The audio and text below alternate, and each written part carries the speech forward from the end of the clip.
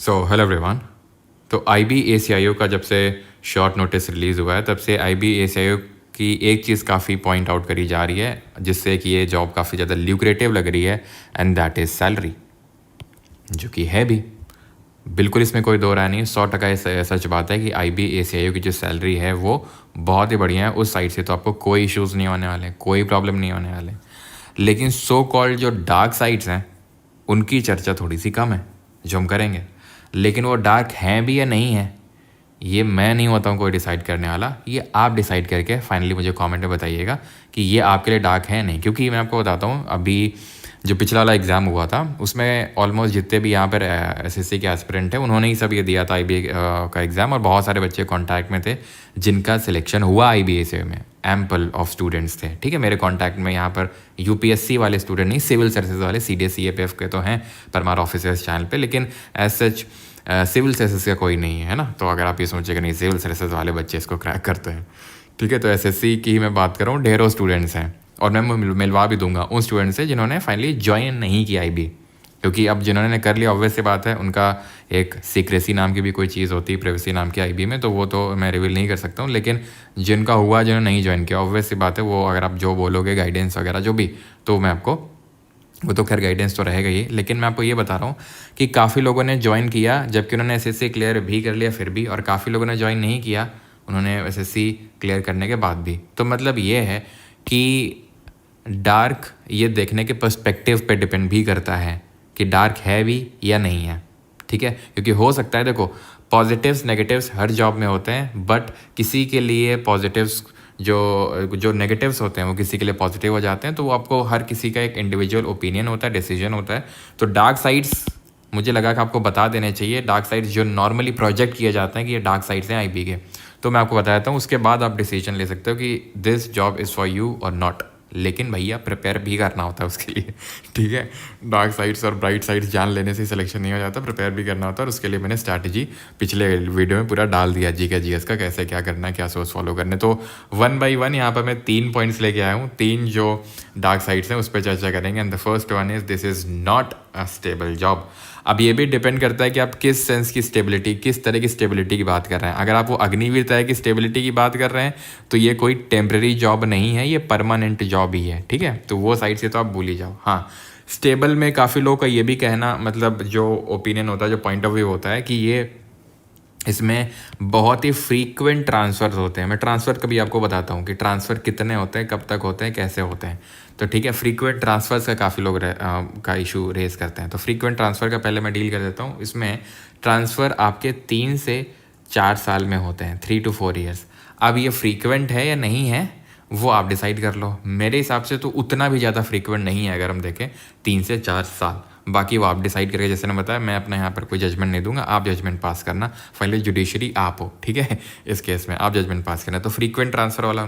Then एक issue आता है कि ये जो है इसमें ट्रैवल बहुत करना पड़ता है, इधर उधर वो करना पड़ता है, ठीक है, ट्रैवल बहुत करना पड़ता है। और ये डेस्क जॉब नहीं है, ये बात बिल्कुल सत्य है कि अगर आप ऐसा सोच रहे हैं कि फुल टाइम आपको डेस्क जॉब करनी पड़ेगी, तो ऐसा पूरी तरह से नहीं है। मतलब ऐसा नहीं कि डेस्क वाला काम इसमें है नहीं, काफ़ी हद तक मिक्स्ड काम होता है, लेकिन डेस्क वाला थोड़ा कम, ट्रैवल वाला आप ज़्यादा कर सकते हो। यानी कि ऐसा नहीं है कि पूरा ही ट्रैवल है, डेस्क वाला है, नो डाउट है, लेकिन इसमें आप फ्रीक्वेंट ट्रैवल के लिए आपको माइंड सेट डेवलप करके रखना पड़ेगा कि हाँ हो सकता है। तो इफ़ यू आर समवन कि भाई नहीं हमें तो बस एक जगह बैठ गए, तो 9 to 5 की जॉब होनी चाहिए, है ना, 9 आए और चले गए, फालतू खोखट नहीं, तो फिर शायद आपके लिए डार्क साइड है ना, कि 9 to 5 चाहिए, डेस्क जॉब चाहिए, कोई खोखट नहीं ज़िंदगी में, फैमिली लाइफ चाहिए, ये भी है काफ़ी लोगों का, ठीक है, कि इसमें फैमिली लाइफ जो है, बाकी के 2 पॉइंट्स भी अभी आते हैं, लेकिन पहले इसी को अच्छे से डील कर लेते हैं कि फैमिली लाइफ इसमें काफ़ी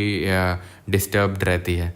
तो फैमिली लाइफ नो डाउट, क्योंकि आपको रिमोट लोकेशन से पोस्टिंग्स मिल सकती हैं, कश्मीर में मिल सकती है, नॉर्थ ईस्ट में मिल सकती है। तो इस वजह से हाँ, फैमिली लाइफ लिटिल बिट अगर मैं सीजल से कंपेयर करूँ एकदम, तो हो सकता है थोड़ा सा डिस्टर्ब इसमें रहे, बिल्कुल रहेगी। अगर हम बात करें डिस्टर्ब इन दी सेंस कि आप पूरे टाइम ये सोचें कि जैसे नहीं, काफ़ी सारे स्टूडेंट्स सीजल के होम पोस्टिंग के लिए देते हैं। क्यों देते हैं? बिकॉज एक तो दूर नहीं रहना चाहते, क्योंकि एक बार हो गया आपका पोस्टिंग तो पूरा लाइफ वहीं पे हो गया, एक तो वो भी होता है, दूसरा होम सिकनेस काफ़ी लोगों को होती है। तो इफ़ यार होम सिक, तो शायद आपके लिए डार्क साइड है, ठीक है, तो ये भी एक पॉइंट कंसिडर करने वाला है। अब दूसरे पॉइंट पे आ जाते हैं। दूसरा point is slow promotions. Promotion का बताता हूँ किस तरह से इसमें प्रमोशन होते हैं। तो सबसे पहले जब आपका सिलेक्शन होगा तो you will be joining as what, ACIO 2। अब ACIO क्या होता है? ACIO assistant central intelligence officer होता है। हाँ, इंटेलिजेंस ऑफिसर का मतलब खुफिया विभाग नहीं होता है। खुफिया विभाग नाम से मैंने ग्रुप भी बनाया था पिछली बार पेपर, ये जो Tier 2 होता है, लेकिन उसको खुफिया विभाग नहीं बोलते हैं, उसको बोलते हैं आसूचना ब्यूरो। ठीक है, आसूचना, आ जाए इधर। ठीक है, तो आसूचना ब्यूरो बोलते हैं उसको। ठीक है, तो ये हो गया आपका पहला पोस्टिंग। इसके बाद जो आपके प्रमोशन होते हैं, जो पहला प्रमोशन होगा वो ACIO 1 बनोगे आप। ठीक है, ACIO 1 आप बन गए। देन उसके बाद आप बनते हो, और ये किसके इक्विवेलेंट होती है? आपको क्या लगता है ये जो जॉब है, जो आप ACIO 2 के ज्वाइन करोगे, it is equivalent to police में? अगर मैं बात करूँ किसके इक्विवेलेंट होता है, गेस करो, देखते हैं कहाँ तक आपका गेस ठीक पहुँचता है। तो DCIO आप बनोगे। ठीक है, यानी कि असिस्टेंट से आप डिप्टी बन जाओगे। जैसे कि असिस्टेंट कमांडेंट से आप डिप्टी कमांडेंट बनते हो, उसी तरह से असिस्टेंट यहाँ सेंट्रल इंटेलिजेंस ऑफिसर से आप डिप्टी सेंट्रल इंटेलिजेंस ऑफिसर बनोगे। एंड देन उसके बाद AD की आप पोजीशन पे जाते हो। अब ये जो है DCIO, ये तो होती है गजटेड पोस्ट। ठीक है, गजटेड पोस्ट, जो अगर मैं CAPF से कंपेयर करूँ तो CAPF में आपका DOAG, that is directly appointed gazetted officer होते हैं, तो वो तो उसमें डायरेक्ट गजटेड मिलता है। लेकिन ये यहाँ पर आप गजटेड पहुँचोगे कितने साल में पहुँचोगे? ये जो है इक्विवेलेंट टू कैप्टन रैंक होता है।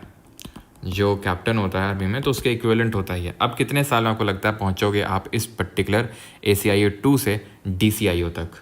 तो अब ये मान के चलो लगभग 11 से 12 साल का टाइम पीरियड आपको लगेगा यहाँ से तक, यहाँ तक पहुँचने में। मतलब ऐसा फिक्स्ड नहीं है, वो 10 साल भी हो सकता है, वो 13 साल भी हो सकता है, depends, but on an average 11 to 12 years. अब अगर मैं ACIO 2 की अगर बात करूँ तो ये किसके इक्विवेलेंट होता है? तो अगर मैं इक्विवेलेंट बात करूँ तो it is equivalent to inspector.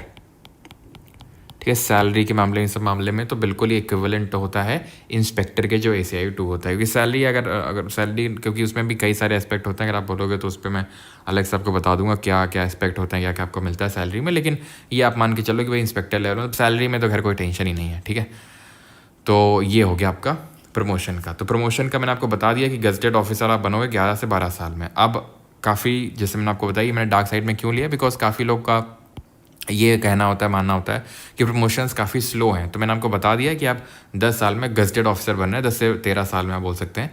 तो वो आपके ऊपर डिपेंड करता है कैसे क्या आपके लिए। ठीक है, देन अब ये पॉजिटिव साइड नहीं है, तो पॉजिटिव साइड्स भी हैं, और वैसे वाले सैलरी है, उसके अलावा भी काफ़ी सारे पॉजिटिव साइड्स हैं। अगर आप पॉजिटिव साइड से बोलेंगे तो उस पर भी हम अलग से मैं बता दूंगा कि भाई ये पॉजिटिव है कि भाई क्या क्या अलाउंसेस मिलते हैं, और देन कार मिलती है कि नहीं, जो बाकी स्टाफ होता है, जो कुक होता है, ड्राइवर होता है, ये सब मिलता है कि नहीं, वो एक अलग चीज़ है। लेकिन यहाँ पर हम डार्क साइड्स की बात करें। तीसरा है सीक्रेसी।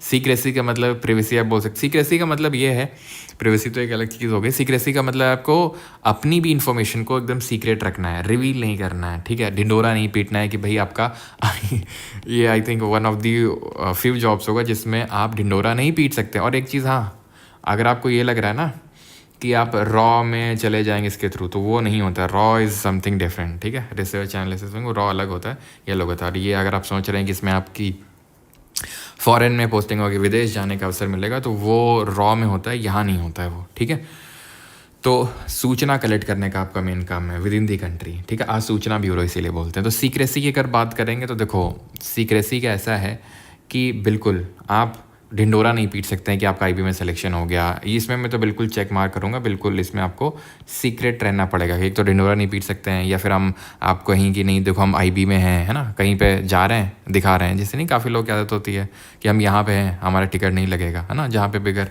पैसे बचाने होते हैं तो ID कार्ड दिखा, वो सब आप नहीं कर सकते हैं। तो इसमें तो नो डाउट अगर आप उन लोगों में से हैं कि तुरंत आपको यूट्यूब चैनल बनाने का मन करता है सिलेक्शन के बाद, अगर आपका मन है ठीक है, आपको गाइडेंस स्ट्रैटेजी तुरंत शेयर करनी है, आपको आज क्या हुआ, आज कौन सा खाना मिला, आज की रॉयल लाइफ कैसी थी, वो सब अगर आपको रॉयल लाइफ शेयर करनी है तो फिर आप यहाँ पे नहीं शेयर कर सकते हैं।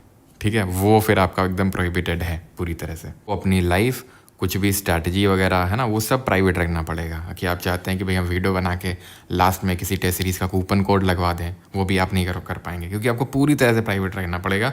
यानी कि ऊपर की कमाई उतनी नहीं है, जो कमाई है कायदे की है, सैलरी है, लेकिन ऊपर की कमाई अगर आप सोच रहे हैं, ठीक है, कि कूपन कोड लगवा के तो वो नहीं हो पाएगा, ठीक है। तो ये 3 चीज़ें हैं इंपॉर्टेंट जो आपको ध्यान में रखनी है कि एक तो स्टेबल जॉब की अगर बात बता दूं तो अग्निवीर की तरह टेम्परेरी तरह नहीं है ना। फ्रीक्वेंट ट्रांसफ़र का 3 से 4 साल में होता है, कितना फ्रीक्वेंट हो आप देख लो, मेरे हिसाब से तो उतना भी ज़्यादा नहीं है, ठीक है। ट्रैवल वाला जॉब थोड़ा सा ज़्यादा है, डेस्क वाला कम है, लेकिन आप ये नहीं बोल सकते कि डेस्क में है ही नहीं बिल्कुल भी, ठीक है, ये भी नहीं ट्रू है। फैमिली लाइफ हाँ सीजल से अगर मैं कंपेयर करूँ तो येस थोड़ा सा तो डिस्टर्ब रहेगा। देन इंस्पेक्टर की अगर बात करूँ, इंस्पेक्टर लेवल का होता है, फिर स्लो प्रमोशन मैंने बता दिया, आप गजटेड ऑफिसर बन रहे हैं लगभग 11 से 12 साल में। एंड सीक्रेसी का बिल्कुल आपको सीक्रेट रहना पड़ेगा, आप कूपन कोड नहीं लगवा पाएंगे, आप स्ट्रैटेजी शेयर नहीं कर पाएंगे, ठीक है। चलिए भाई, तो धन्यवाद। और कुछ आपका डाउट है, आपको कुछ हाँ आप धन्यवाद, क्या आप ये तो बताओ कि क्या है भाई, डार्क है या ब्राइट है? क्या है भाई? डार्क के लिए 1 दबाएं, ब्राइट के लिए 2 दबाएं, और अगर आप किसी अन्य समस्या से जूझ रहे हैं तो 3 दबाएं, और 3 दबा के उस समस्या का बताएं वो समस्या क्या है, तो फिर उसका भी समाधान किया जाएगा, ठीक है। किस टॉपिक पे आप वीडियो चाहते हैं। थैंक यू, मिलते हैं अगले वीडियो में, और बाकी स्ट्रैटेजी वगैरह सब मैंने डाल रखी है, ठीक है, तो आप देख सकते हैं। Thank you.